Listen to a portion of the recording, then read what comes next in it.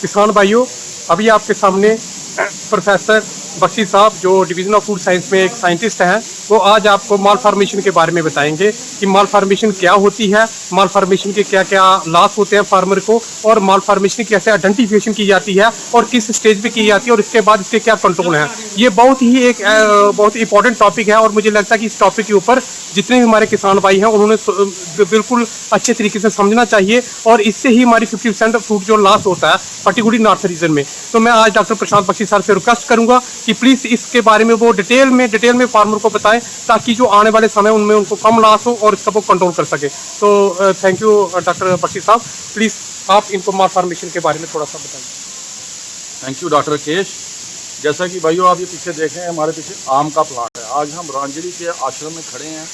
यहाँ से जब मैं गुजर रहा था तो मैंने देखा कि प्लांट के ऊपर, इस पौधे के ऊपर कुछ मुझे गुच्छे दिखाई दिए और मैंने ये सोचा कि क्यों ना आप लोगों के साथ ये इन्फॉर्मेशन थोड़ी शेयर कर ली जाए कि जब भी हमारे इस आम के पौधे पे आपको इस तरह के गुच्छे दिखाई दें, ये देखिए, इसको बोलते हैं माल फॉर्मेशन।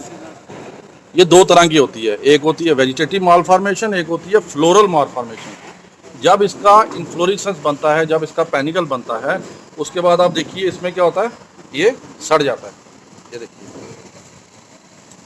और ये क्या होगा, इसका सीधा नुकसान आपकी प्रोडक्शन पे पड़ेगा। और जिन पौधों पे ये माल फॉर्मेशन के गुच्छे रह जाएंगे वो आगे चल के आपको प्रोडक्शन नहीं देंगे। तो इसका सबसे अच्छा जो सुझाव मैं आपको यही दूंगा कि जिन जिन पौधों पे आपको ये दिखता है, जैसे आप देखिए मैंने तोड़ के रख लिया, इन फ्लावर्स को आपने तोड़ लेना, ठीक है। उसके बाद ये देखिए वेजिटेटिव है, ये गुच्छे जो पत्ते आपको इकट्ठे मिल जाएंगे, ये जब आपको ऐसे भी ग्रोथ दिखती है, इनको आपने तोड़ लेना है। तोड़ने के बाद आपने इसको कहीं दूर ले जाके कहीं गड्ढे में डाल के इसको जला देना है या इसको दूर लेके फेंक देना। ठीक है डॉक्टर साहब, मैं आपसे एक सवाल पूछना चाहता हूं कि होता क्या है कि जो माल फॉर्मेशन एक फिजियोलॉजिकल डिसऑर्डर है जो मैक्सिमम जो नॉर्थ रीजन में ही देखा जाता है, बाकी जो साउथ में बहुत कम है। लेकिन ये देखा ये जाता है कि जब हम कोई प्लांट प्रोक्यूर करते हैं, कहीं से हम प्लांट को लेते हैं, उस स्टेज पे एक वेजिटेटिव माल फॉर्मेशन देखी जाती है। तो जो किसान भाई हैं कि उनके बारे में बताइए कि जब वो सिलेक्शन करते हैं किसी वैरायटी की, क्या वो कैसे आइडेंटिफिकेशन करेंगे कि ये जो माल फॉर्मेशन का पौधा है इसमें माल फॉर्मेशन है या नहीं है, क्या ये डिजीज पौधा है या नहीं है। तो जैसे मैंने आपको बताया सर, ये जैसे आपको अगर ऐसे पत्तों में कोई भी गुच्छा दिखता है पौधा लेते समय, आपको समझ लेना चाहिए कि पौधे में माल फॉर्मेशन की प्रॉब्लम है जी। ठीक है जी। जब आपने पौधा लगा दिया तो इसमें क्या होता है, जब आप में फ्लावरिंग आएगी, फ्रूटिंग आएगी, तो उसके बाद आपके ये गुच्छे बनने तैयार हो जाएंगे। आपको इन गुच्छों को हर बारी तोड़ के फेंकना है। लोग क्या करते हैं, इसको नहीं तोड़ते हैं, इसको ऐसा, जैसे आप देखिए इस प्लांट पे भी आपको देखने को मिलेंगे।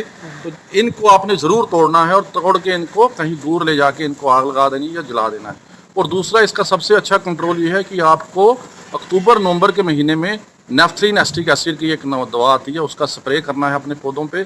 जिन भी किसान भाइयों के पौधों में ये प्रॉब्लम है माल फॉर्मेशन की, सबसे पहले आप ये बांध लें कि आप इनको उतार के जला देंगे, फेंक देंगे।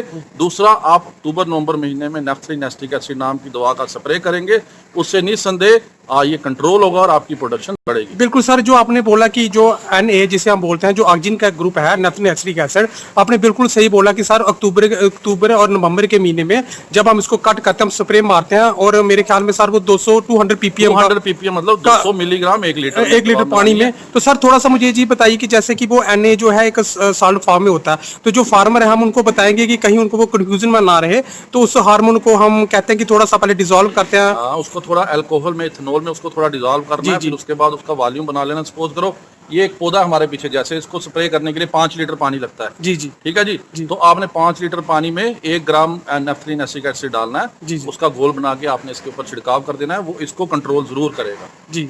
ठीक है जी। और मेरा तो यही कहना है कि जहां भी आपको अपने रीजन में ये दिखती है, इसको कम्युनिटी लेवल पे लेके जाओ, पूरे गांव में इस चीज को फैलाओ कि जिन पौधों पे माल फॉर्मेशन है, जिन पौधों के पत्तों पे माल फॉर्मेशन है, इनको आप तोड़ के दूर ले जाके इनको जला दो, ताकि आपकी जो प्रोडक्शन है वो अच्छे से निकल के आए। और जो ख्वाब हमारे किसान भाइयों के लिए हमारे प्रधानमंत्री जी ने देखा है कि उनकी आमदनी दूसरी करनी है, मुझे ये लगता है कि इसको करके हम उनकी आमदनी को बढ़ा सकते हैं।